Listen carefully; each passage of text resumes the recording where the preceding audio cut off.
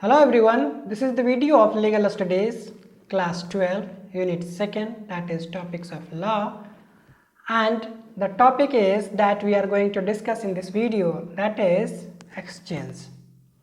So, we will be discussing the meaning and concept of exchange, rights and liabilities of parties, what to do if cheated, and the difference between exchange and sale.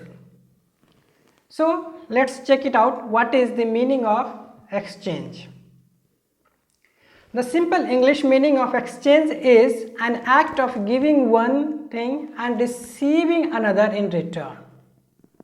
However, the types of things those are being exchanged depend on the two parties who are exchanging with free will. Please focus on this term, free will. It may be of same kind or it may be of different types. So law doesn't define something like that these are the things that can be exchanged and these are the things that cannot be exchanged, not at all. So depending upon your choice and with whom you are going to exchange, so based on the mutual agreement or mutual consent, you can exchange the things.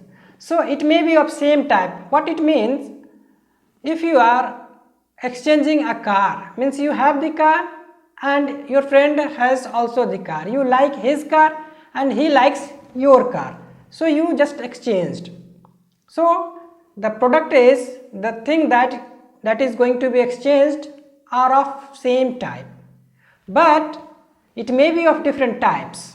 That is, if you have expensive car, say you have the Mercedes 4Matic and your friend has flat that is also worth of around 50 lakhs or something like that. So both of you agreed to exchange.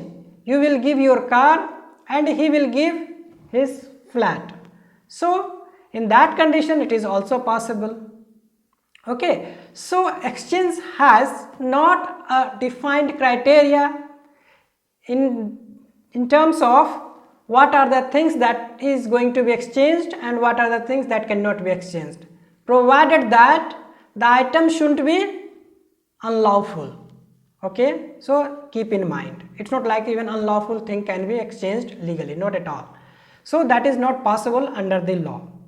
So exchange is possible of movable and movable properties as well as immovable and immovable properties, and between immovable and movable properties. So it solely depends on the consent and free will and choice of the parties who are going to exchange the things. So there is no hard and fast rule regarding the item, the product which is going to be exchanged. So now let's check out the another point.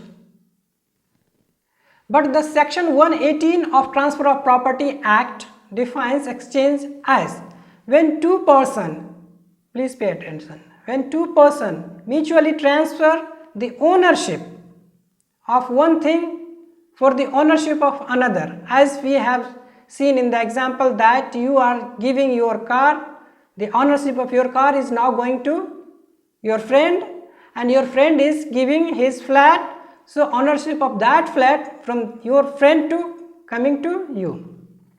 So neither thing or both things being money only, the transaction is called an exchange. Okay, so what are the things that is going to be exchanged? That has to be exchanged as per the rule. So that is the thing that is defined under section 118 of Transfer of Property Act. So it is the exchange of ownership of two products. Next point is, further a transfer of property in completion of an exchange can be made only in manner provided for the transfer of such property by sale. See what this point is saying, that if the value of the property is rupees 100 or more than a conveyance deed is required to be executed and that must be registered.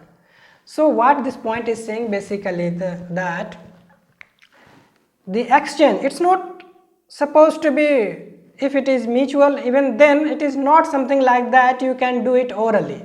Well, of course, the value of, as we have studied while discussing the sale, that if the property, basically regarding the immovable property, the value of that property is less than 100 rupees, then fine, it can be delivered orally.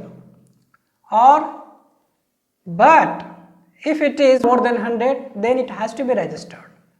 Okay, so similarly the same rule need to be followed here.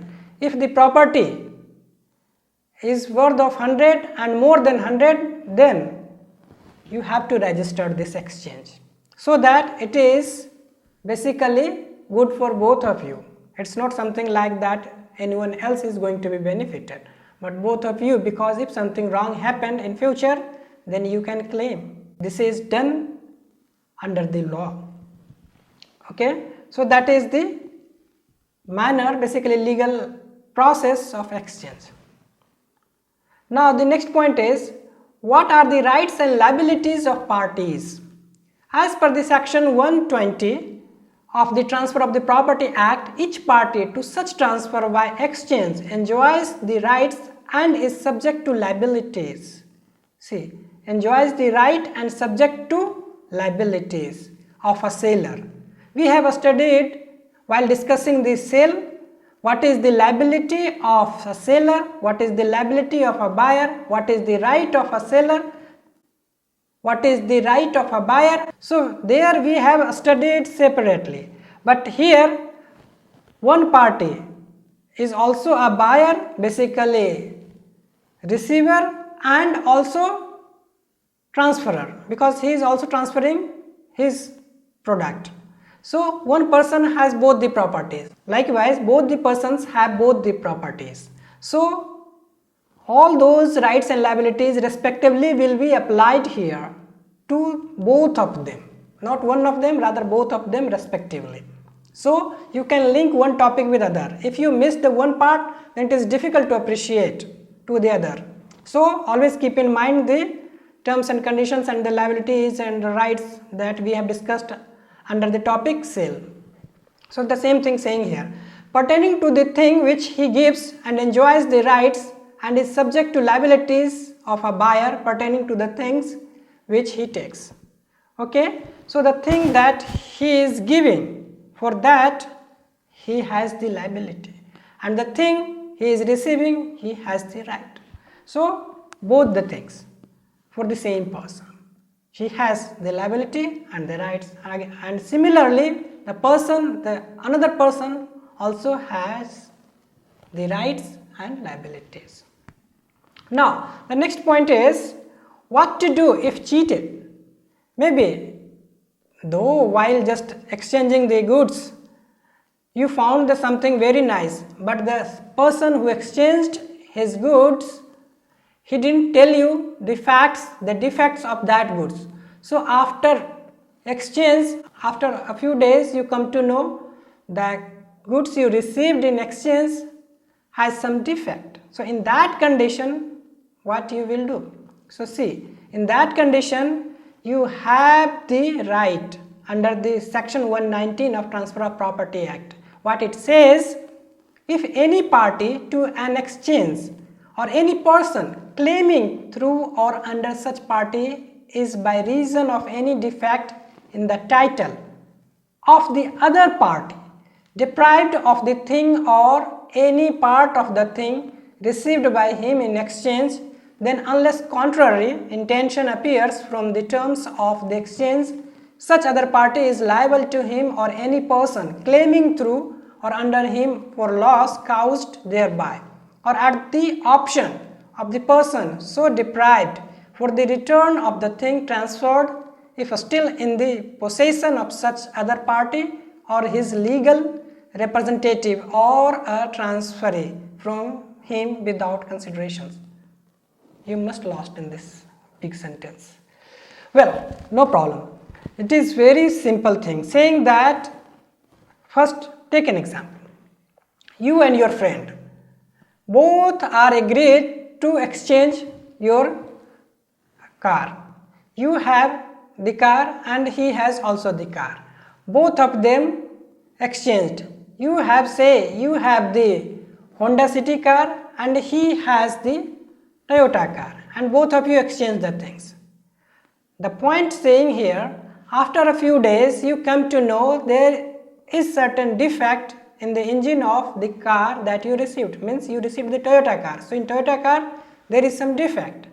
But as the provision saying here, if that defect is something like known to the person who has given to you, with whom you have exchanged, then he is liable.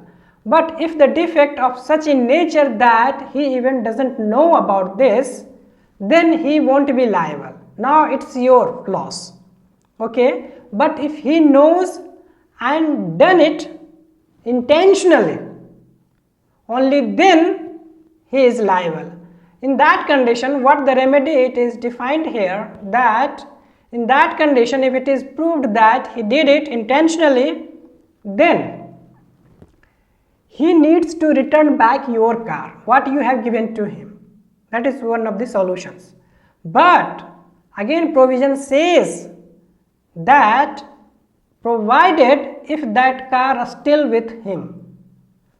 Suppose you gave your car to him and he sold out, or he lost it in accident, or whatever thing happened. So in that condition, if that product is not with him, then how he is supposed to be returning back to you? But still you have the right to claim the damages. So this is the provision that saying under the section 119 of Transfer of Property Act. I believe you now must understood this point, what to do if you being cheated. Okay, now the last point of this video is, what is difference between exchange and sale? See, in exchange, essentially properties, whether it is piece of land, house, apartment, commercial space, etc., whatever movable or immovable thing, are transacted from both the sides.